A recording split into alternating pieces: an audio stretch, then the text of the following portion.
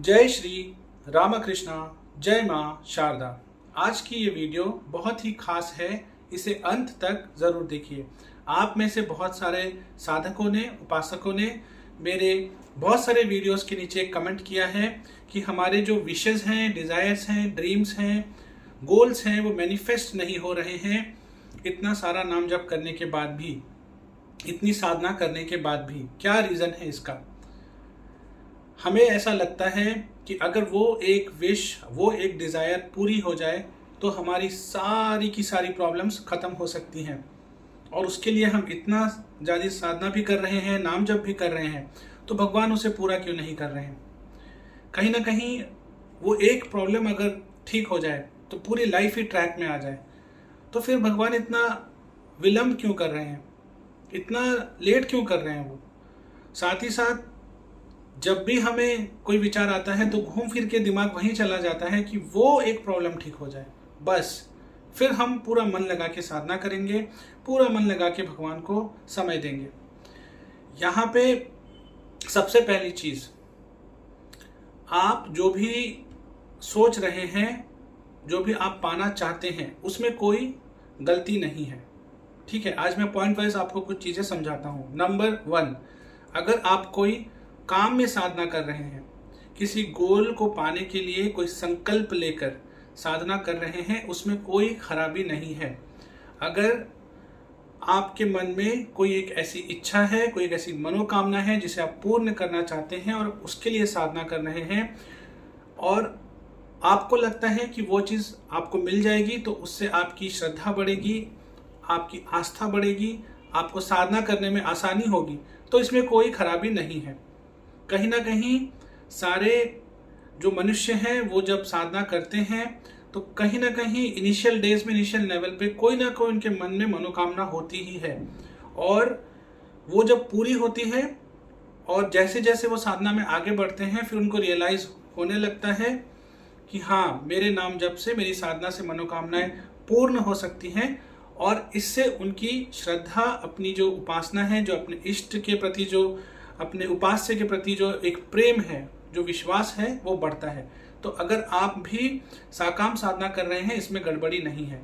दूसरी चीज, अब आप ये समझिए कि आपको ऐसा लगता है कि वो चीज आपको मिल जाने से आपकी प्रॉब्लम्स खत्म हो सकती हैं, लेकिन आपको उसके पहले एक चीज समझना पड़ेगा कि आप इस बर्थ में जो हैं, इस वाले लाइफ में आप जो हैं, जैसा भी आपके साथ हो रहा है, जो भी आप एक्सपीरियंस कर रहे हैं, ये सारा आपके कर्मों की वजह से है। चाहे वो अच्छा है, चाहे वो बुरा है, चाहे सफरिंग है, चाहे सुख है, जो भी है, डायरेक्ट रिजल्ट है आपके कर्मों का।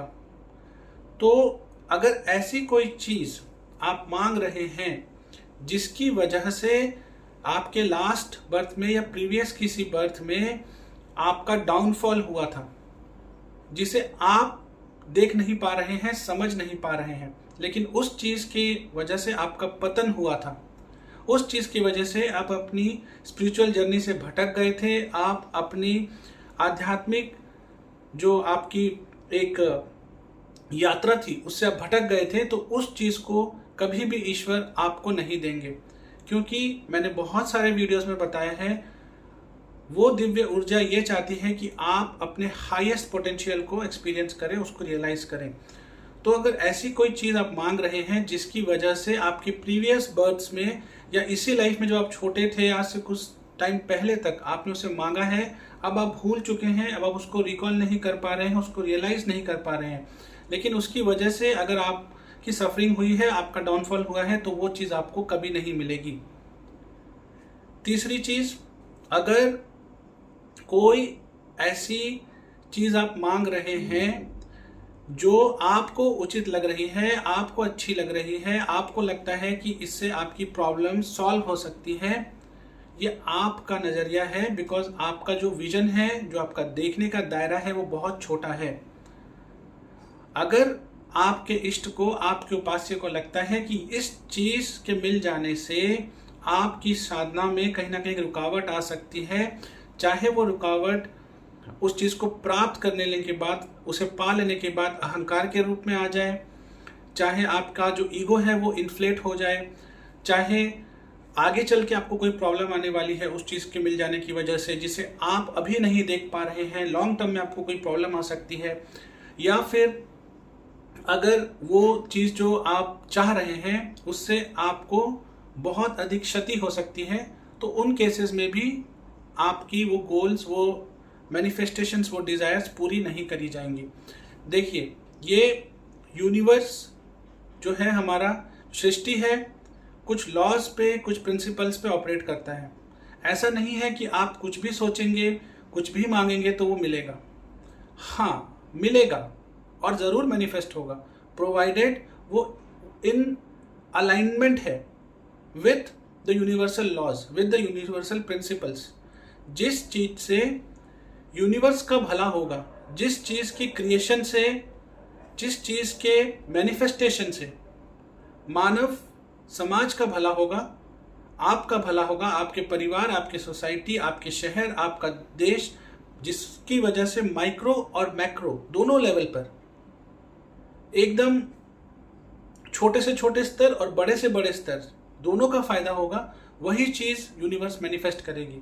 अब आप मन में कोई नकारात्मक चीज़ या मन में कोई ऐसी चीज़ लेकर चल रहे हैं जिससे कहीं ना कहीं आप पाने के बाद अहंकार आ सकता है, या आप उसे गलत तरीके से यूज़ कर सकते हैं as a power demonstration, as a strength demonstration, या किसी भी तरीके से आप उसे यूज़ करना चाहेंगे, तो यूनिवर्स आपकी इन चीज़ों को कभी भी मैनिफेस्ट नहीं करेगा जिससे यूनिवर्स में केओस हो, यूनिवर्स का बैलेंस बिगड़े।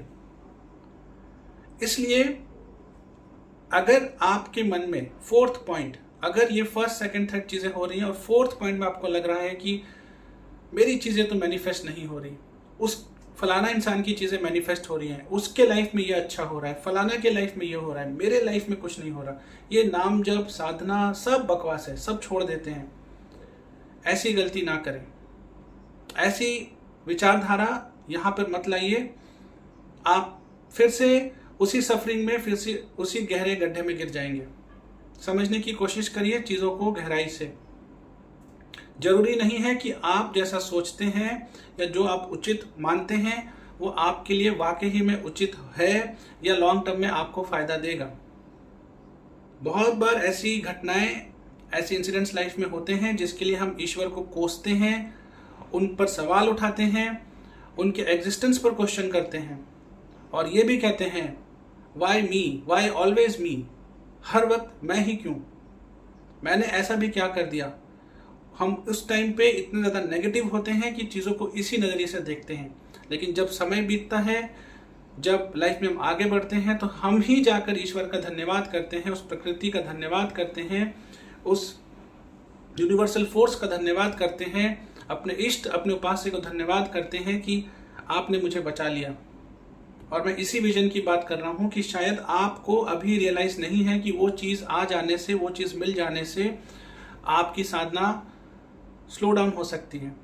क्योंकि जब आपके अंदर हंगर रहता है, जब आपको प्राप्त करना है कोई चीज़, तो आप बहुत ज़्यादा मेहनत करते हैं, बहुत ज़्यादा एफर्ट लगाते हैं, बहुत ज़्यादा समय देते हैं अपनी साधना में, सब कुछ झोंक देते हैं।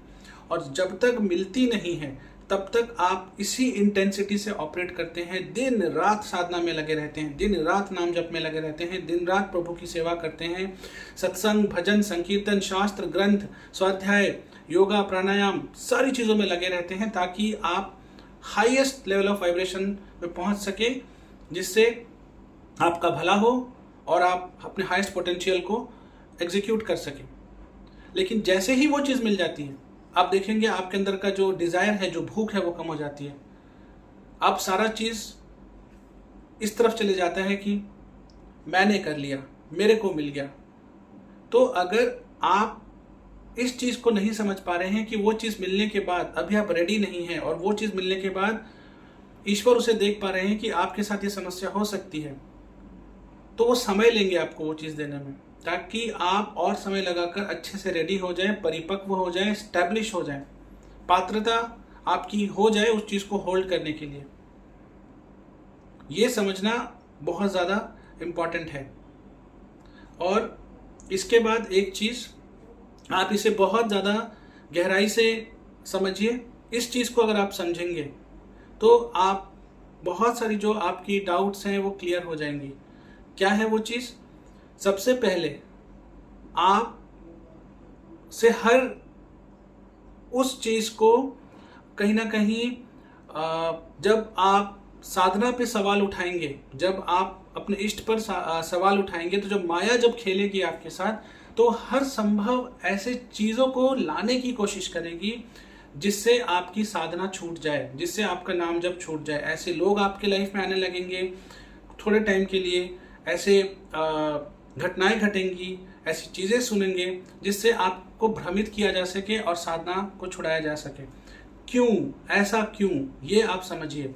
नाम जप की जो बातें मैं कह रहा हूँ, नाम जप की जो बातें आप सोशल मीडिया पर किसी भी चैनल पे, किसी भी संत, महात्मा, गुरु, किसी भी सत्संग में सुन रहे हैं, ऐसा नहीं है कि आपने आज से पहले वो सारी चीज़ें किसी और से, कहीं और से नहीं सुनी है, या आप उनके बारे में नहीं जानते हैं।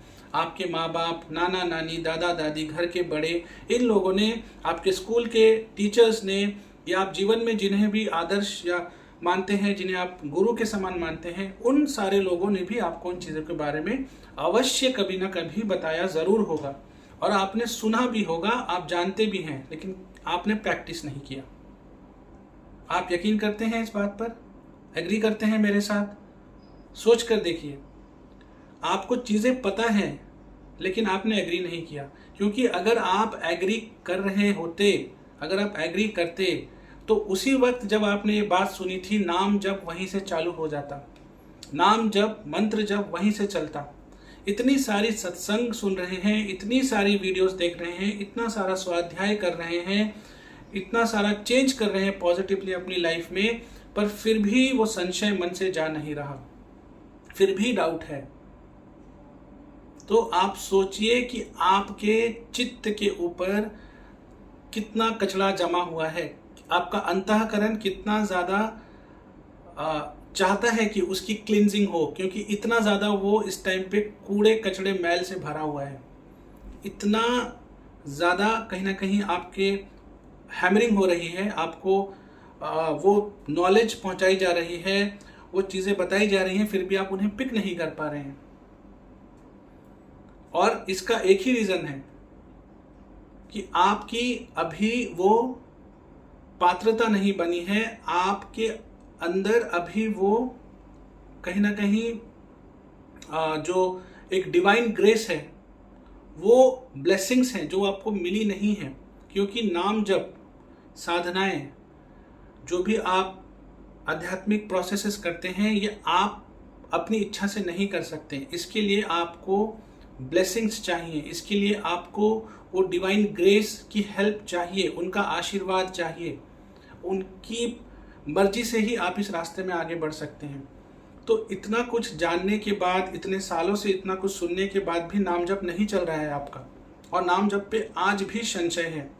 कितनी ही पता नहीं सत्संग में गए होंगे, सारी बातें आपको पता है, मैं कुछ ऐसा नहीं बता रहा हूँ जिन्हें आप जानते नहीं हैं या समझते नहीं हैं। गहराई से समझिए, मैं जो वीडियोस बना रहा हूँ, शायद मेरे वीडियोस आपके अंदर के उन वैल्यूज़ को, या उन थॉट्स को, उन विचारों को, उन संस्कारों को शायद ट्रिगर कर रहा है, उनको जगा रहा है, या आपको एक मनोबल दे रहा है, मोटिवेट कर रहा है, इंस्पायर कर रहा है। बट ऐसा नहीं है कि आप पहली बार सुन रहे हैं या आपको पता ही नहीं है इन चीज़ों के बारे में। आप जानते हैं और बचपन से सुन रहे हैं, लेकिन कभी प्रैक्टिस नहीं किया, क्योंकि विश्वास नहीं बना, वो श्रद्धा नहीं आई। तो सबसे इम्पॉर्टेंट चीज़ है, क्योंकि आपके अंदर इतने टाइम में भी श्रद्धा नहीं आई है, तो आप वन वे कम्युनिकेशन कर रहे हैं। मुझे दे दो भगवान, मुझे ये दिला दो, मुझे वो मिला दो, मेरे लाइफ में ये दे दो। कभी आप दूसरे साइड से सुनने की कोशिश नहीं कर रहे हैं कि वो मिलने से, उस चीज़ के आ जाने से क्या प्रॉब्लम्स आ सकती हैं। कभी आप ये जानने की कोशिश नहीं कर रहे हैं कि वो चीज़ इतनी साधना के बाद भी अगर आपको नहीं मिल रही है, तो आपके इष्ट, आपके उपास्य नहीं चाहते हैं कि वो चीज़ आपको मिले, वो नहीं चाहते हैं कि वो चीज़ आप तक पहुंचे। इस तरह की कॉन्वर्सेशन को आप नहीं कर रहे हैं, वन वे चल रहे हैं, टू वे कम्युनिकेशन करिए। उस मूर्ति को, उस फोटो को जो आपके घर में है, उसे केवल मूर्ति या फोटो ना समझें, उससे बात करिए, कनेक्ट करिए। जो मंदिर के भगवान हैं और जो घर के भगवान हैं, कोई अंतर नहीं है। मंदिर में प्रार्थना करते हैं, हाथ जोड़ते हैं, विनम्रता से अपनी बातें रखते हैं, अपनी समस्याओं के बारे में चर्चा करते हैं, सॉल्यूशंस मांगते हैं।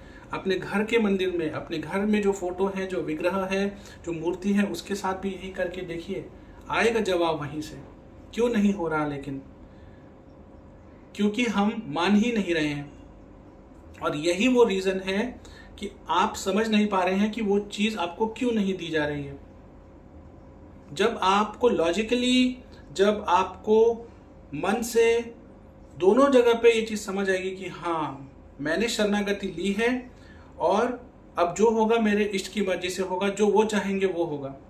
ये भावना तो आ ही नहीं रही है। अभी कमांड चल रहा है, मैंने मांगा, आपने दिया क्यों नहीं, मैं आपकी साधना कर रहा हूँ, आप मेरी सुन क्यों नहीं रहे हैं, फलाना को तो आपने ये दे दिया, उसको तो आपने वो दे दिया, मेरी लाइफ आप कब बदलेंगे?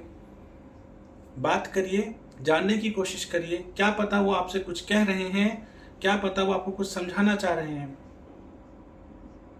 और वहीं से आपको गाइडेंस मिलेगी।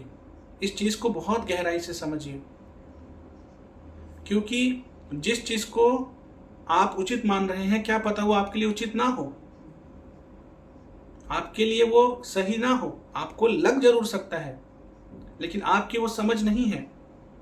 इसलिए आप ये मानकर साधना करिए कि मैंने शरणागति ले ली है, कंप्लीट सरेंडर कर दिया है। अब जो होगा आपकी मर्जी से होगा, जैसा होगा मुझे स्वीकार है, क्योंकि मैं आपकी शरण में हूँ। मैं आपका दास हूँ, आपका भक्त हूँ, आपकी शरण में हूँ। आप मुझे अच्छा रखें या बुरा रखें, सब आपकी मर्जी से हो रहा है। तो मैं जहाँ हूँ खुश हूँ, क्योंकि मैं आपके साथ हूँ और आपकी कृपा मेरे पर है। बस मैं आपके साथ हूँ, आप ही मेरे सब हैं, आप ही मेरा परम कल्याण करें। मैंने सरेंडर कर दिया, मैंने आपकी शरण में, नाम की शरण में अपने जीवन को लगा दिया। अब आप देख लीजिए। जब आप ऐसा बोल के करेंगे तो आपको मिलेगा दूसरे साइड से रिस्पॉन्स। आप चीज़ों को मैनिफेस्ट करेंगे। अगर उचित है, मिलना चाहिए, तो चीज़ें भी मिलेंगी। नहीं मिलना चाहिए, क्या रीज़न है वो भी पता चलेगा। और लाइफ में शायद कोई नया डायरेक्शन, कोई नई चीज़, कुछ ऐसा आपको बताया भी जाए। तो उस चीज़ को समझने के लिए इस तरीके से साधना करिए। और सबसे इम्पॉर्टेंट, नाम को कभी भी मत छोड़िए। कोई भी सिचुएशन आए, कोई भी रीज़न आए, जो संख्या है उसे रोज पूरा करना है। चलते फिरते, उठते बैठते, खाते पीते, आप ट्रैवल करते हुए आप नाम जप कर रहे हैं, बहुत अच्छी बात है। आप पर कृपा बन रही है, तभी आप ऐसा कर पा रहे हैं। इसके साथ दिन में कम से कम 12 मिनट एकांत में साधना अवश्य करें, रोज करें, करते रहें। और डट के, रम के, पूरा एकदम भाव विभोर होकर उस 12 मिनट में अपना सब कुछ ईश्वर को समर्पित करके साधना करें। और इसी तरह अपनी साधना में लगे रहें। उम्मीद है आपको आज की ये वीडियो अच्छी लगी।